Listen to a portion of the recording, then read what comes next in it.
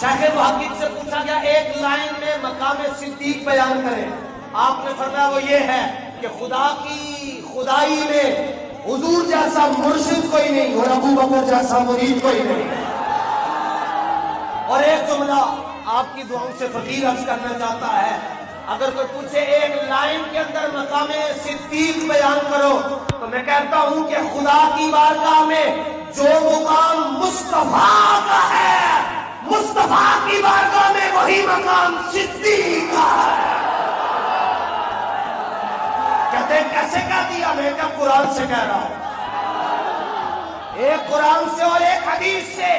قرآن کہتا ہے قد نرا تقلب وجهك في السماء. فرمایا حبیب جب آپ نماز پڑھ رہے ہوتے ہیں خدا آپ کو دیکھ رہا ہوتا ہے.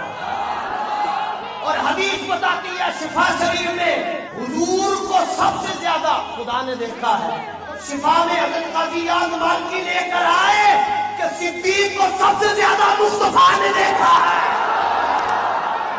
مجلس میں کوئی بھی بیٹھا ہوتا لیکن مصطفیٰ کی نگاہیں ابو بکر کی طرف ہوتی تھی.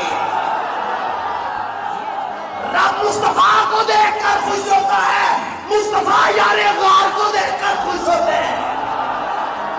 کوئی کتا میرے ابو بکر کے خلاف بھونکے اس سے پہلے سوچ لینا کہ جدوں بچیاں نوں اسی کندھیاں دے اوتے بٹھاندے ہاں تے بچیاں دے ہاتھ ساڈے سر دے اوتے ہوندے تے جدوں صدیق نے حضور نوں کندھیاں تے بٹھایا حضور دے ہاتھ ابو بکر دے سر دے اوتے نے. مانا ہے وے